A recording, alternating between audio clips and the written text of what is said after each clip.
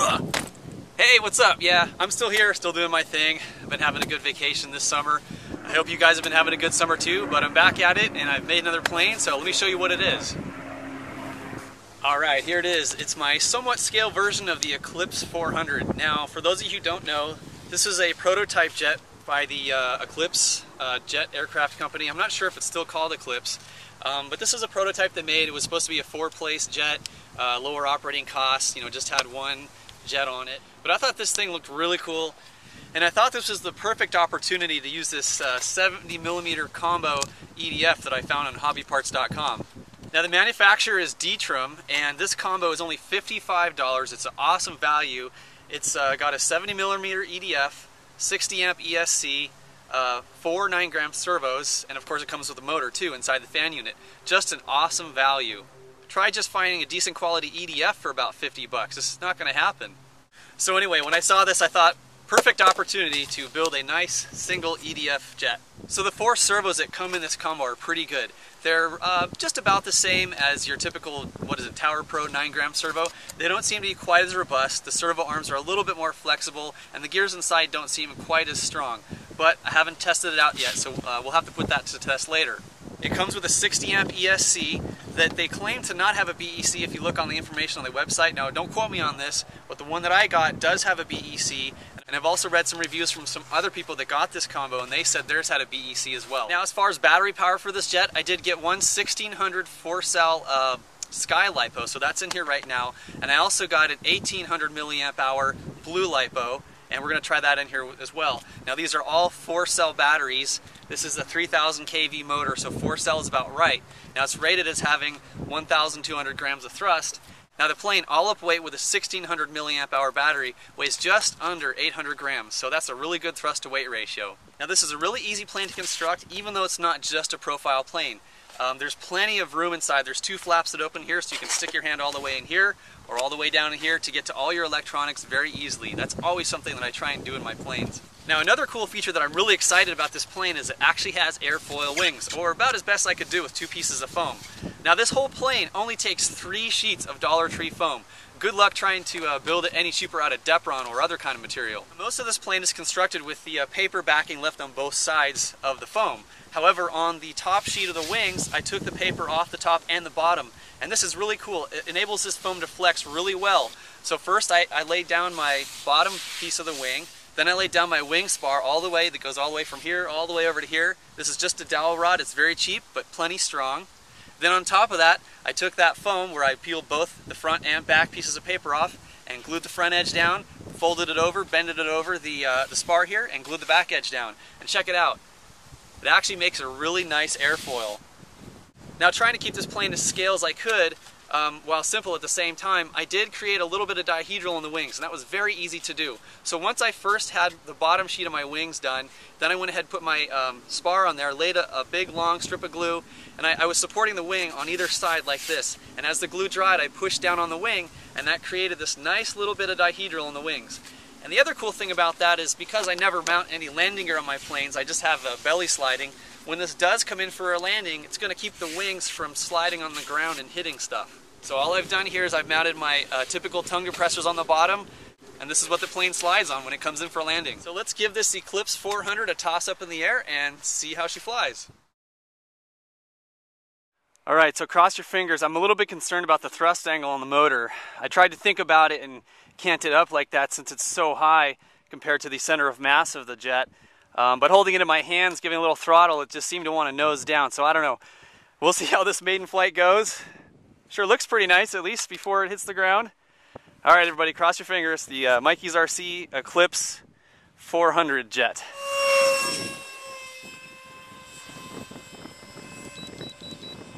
I did enlarge the wings a little bit on this plane.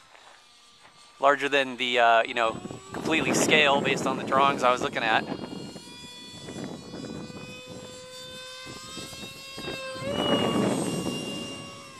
This thing sure glides well, man. Talk about worth it to make nice airfoils. Come on, come back down. Oh, there we go. That wasn't too bad. Okay, so I got the 1800 milliamp hour battery in here, a little bit heavier. This is definitely tail heavy, and I even had 50 grams of extra weight in the front just to start. So anyway, we'll get this thing dialed in. Luckily it's still in one piece, so let's go again.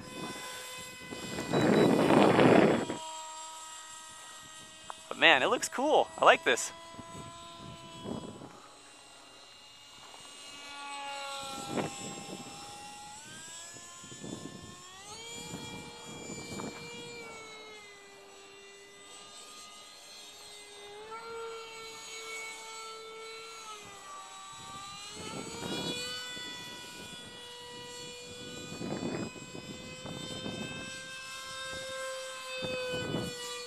Really surprised with the V-tail that those rudders are so powerful like that. Look at that thing really wags around. Woo doo doo.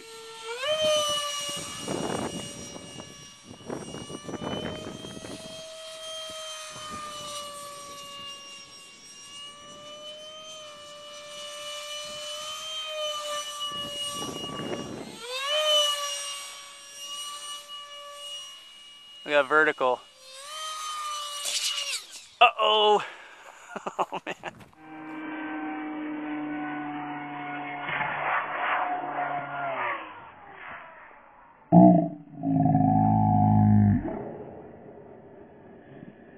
That wasn't good. A little too low. Shoot.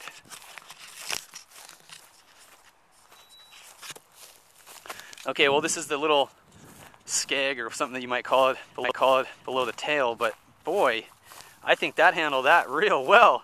Let's see, my control surfaces are all working there. Let's see here. Yeah, that's working. Rudder works. Ailerons, nothing seems to be stripped. Hey, look at that. All right, let's put this in the air one more time and just have a little more flight time on this battery. Hey, she flies. Boy, that cartwheel. Put it right back up in the air. I don't know if a regular styrofoam plane would do that. So there's a little sales pitch for building with foam board, huh? And other materials might just shatter on an impact like that, like Detrum. EPP foam would probably be okay. There's me messing with the rudders there. All right, well I should probably bring it back in. I just wanted to see if I could fly one more time after that nice cartwheel, and she does. Quite nice, actually. Don't even know that it happened. Oh, look at that. Oh yeah. Boop. Oh, my new favorite plane. Now, as you probably noticed, this plane does have a V-tail construction, so that means you have to have a transmitter that has V-tail mixing.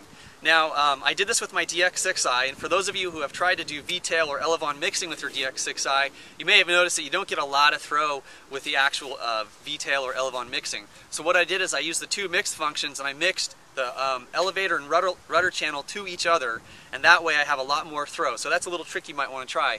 And for those of you who want to build this plane and don't have a DX6i, got the T6A transmitter, I believe there's 3 mixes on that, and I'm pretty sure that you can actually do the same thing where you take 2 of those mixes and you mix one channel onto the other and that same channel back onto the other, and that's going to give you the ability to have a V-tail operation. So there you go, you guys that have the less expensive equipment, you can still build this plane. Well, there you have it, performed pretty good. The MikeysRC Eclipse 400 ducted fan jet. I really like how this plane flies. It's my new favorite plane. So like you saw in the video, it's a pretty robust plane actually. It was able to take a high speed sort of sliding landing crash cartwheel. I mean, the only thing that I can see is a little bit of a hit right here on the wingtip, but obviously it still flew after that, and it knocked off my little skeg that I had here, but it still flew. Didn't even really notice that missing either, and everything else worked. So I'm really happy with this. So if you are looking for a jet that is easy to build, only $3 worth of Dollar Tree foam, only $55 in the EDF, 4 servos, and the ESC, and then about 20 bucks for a battery. Very inexpensive, fun jet. If you build this and fly it at your local field, I can almost guarantee you're going to get tons of heads turning and looking at this with the unique V-tail design on it. Free plans will be coming out for this pretty soon. Please check out my website if you have questions for building RC planes or helicopters or anything else RC. Go to MikeysRC.com and join my forum. There's a great community over there. Nice people.